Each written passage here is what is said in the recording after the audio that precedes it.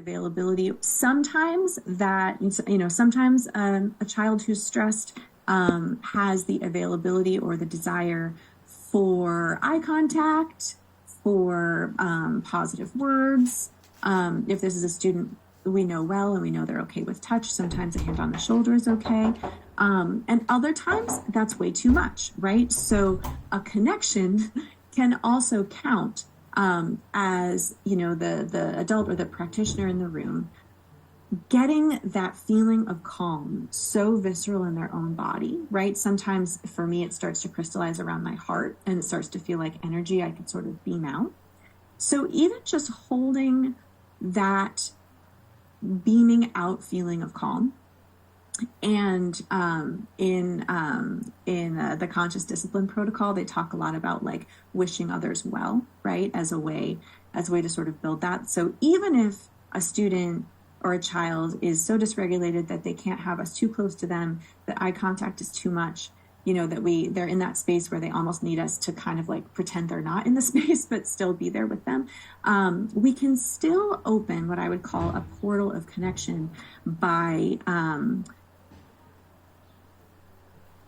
really holding the energy of well-wishing and opening up thoughts of compassion, and working really hard to stay in our own body and to stay in that energy of calm, right? So because emotion contagion is so powerful, even if we foster a feeling of connection to the child that we're working with, regardless of whether they're able to handle more outward forms of connection, that will still form a portal that over time will work, right? Because especially if the viscerality of our calm is really high in the space, that will eventually make it into the nervous system of the other person.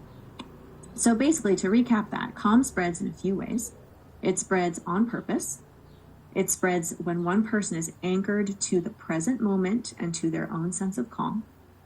And it spreads through a connection, right? So while I know that our jobs are so complicated and I know there are so many boxes that we're trying to check off throughout the course of the day, but if I could have you leave today with no other takeaway than this, it would be the primary to do, whenever you can think of it, whenever you can manage it, is responsibility to your own nervous system, to the visceral experience of calm and open-heartedness, and to the ability to remember to beam that out into the spaces that you're in.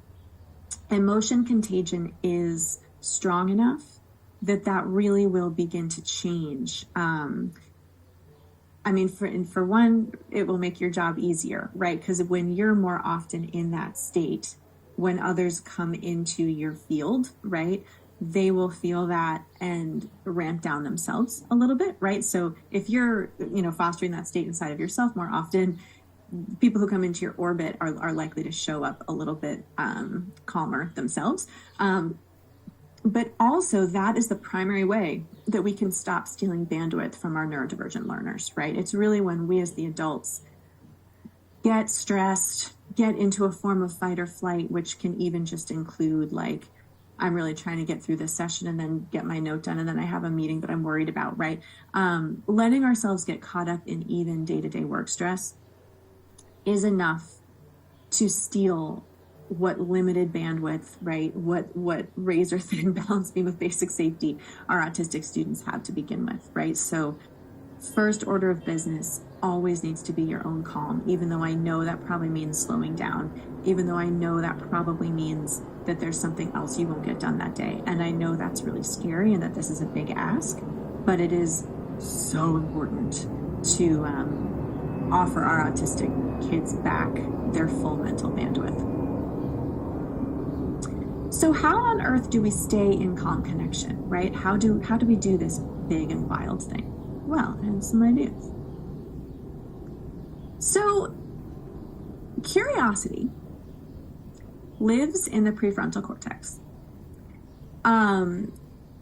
Just as is true for the kids, right? For y'all as very well-meaning adult practitioners, you won't always be able to stay curious, because if you get upset enough, if there's enough fear in your nervous system, if you're in enough of a fight or flight mode, if your prefrontal cortex has temporarily been turned off enough because your body thinks you're in a life or death situation, you won't be able to access curiosity. But it's also true that holding curiosity as a goal and challenging yourself to get curious about your own behaviors, your own needs, your own assumptions in a space, practicing curiosity can also kind of keep the prefrontal cortex open, right? So if we maintain curiosity as something we go back to as often as we can, that's also a way to kind of prop open the prefrontal cortex and make it a little bit less vulnerable to getting wiped out by a big stress response,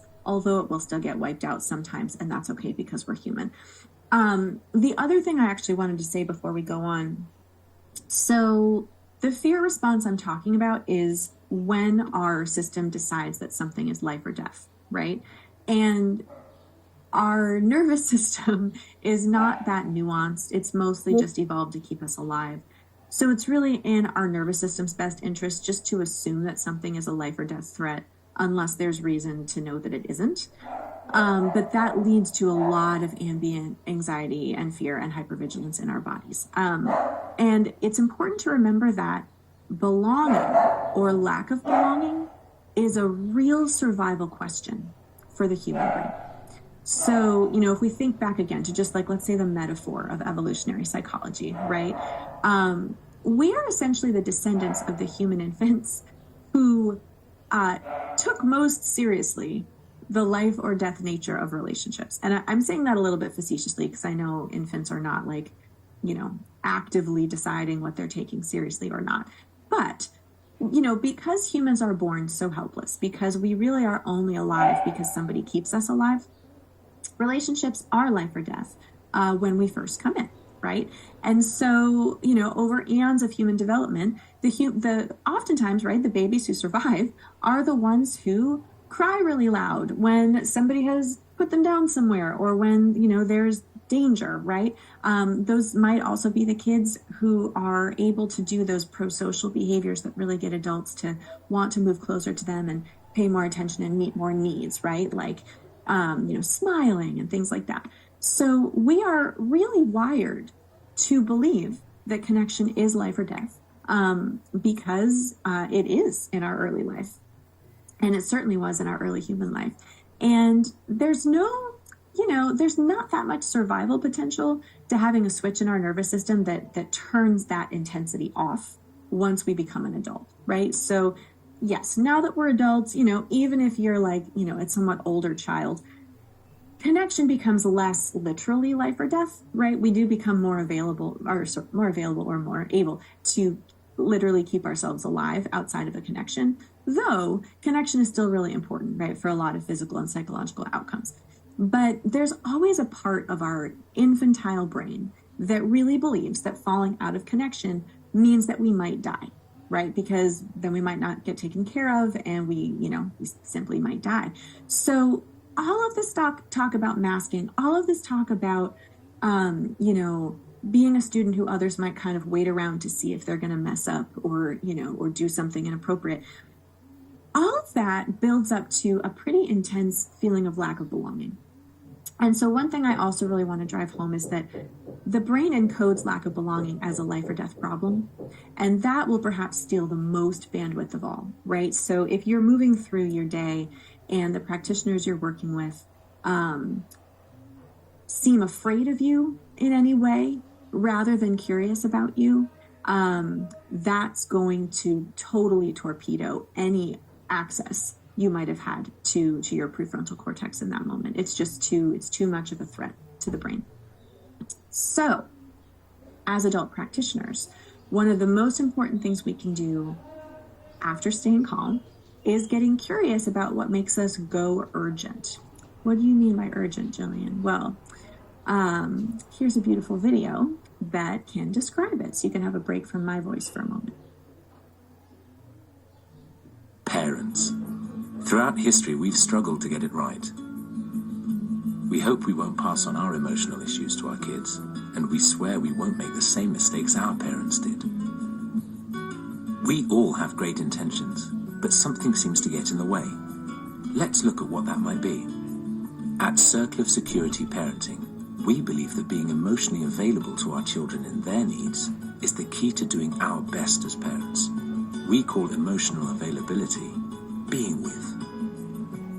It means teaching emotional intelligence by being with our children in all their feelings, like sadness, joy, anger, curiosity, pain, frustration, excitement, and so on. Being with children helps them understand, trust, and move on from feelings. And knowing someone is with them in their feelings helps children feel less overwhelmed and more secure.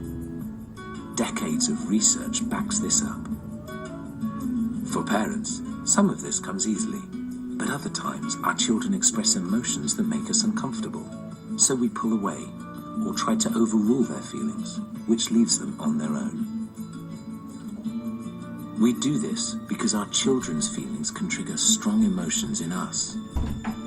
We think of it like this: our history during childhood of how core people responded to our different emotions creates the background music for how we experience our children's feelings. Let's look at this example. This girl and her father have been enjoying time together in the park, but suddenly aware of the time, Dad says, "We need to go." When the girl hears this, she starts crying and gets increasingly angry. All at once, the dad's background music changes. The background music that is playing for the father right now, we call shark music. As it turns out, the dad's own mother was uncomfortable with loud displays of emotion, and she didn't know how to handle them. So throughout his childhood, she repeatedly told her son it was pathetic to cry, and she never ever asked him about his feelings of sadness or anger. His ability to deal with his daughter's emotion now is greatly affected by the experience with his mother then. Shark music. We're rarely aware it's playing, but it's our past experiences telling us to be afraid of or uncomfortable with a feeling or need that is actually safe. When our shark music limits our ability to respond to these feelings, our children learn to hide or feel ashamed of them. This is a problem because we're teaching our children to fear emotions that are actually both safe and essential in life. Most of us experience shark music with one emotion or another, and it's different for everyone. But whenever it is triggered, our ability to respond to our children's needs is limited. The good news is, by simply calling it by name and reflecting on what our children need in the moment, we can turn down our shark music. This is so important, because if we can learn to manage our history of negative experiences and perceptions, we can respond to the truth of our child's current situation and be with them in it. Ultimately, this will help our children grow up with a better ability to understand and share more of the emotions they experience. There's no escaping it. Strong feelings are a challenge to manage as parents, but our children always benefit when we have an accurate response to what's happening, rather than reacting to the shark music we're bringing into the relationship. Remember, there's no such thing as perfect parenting, and blame never helped anyone feel more secure. That includes blaming ourselves. But the more often we can identify our shark music, the better off our children will be.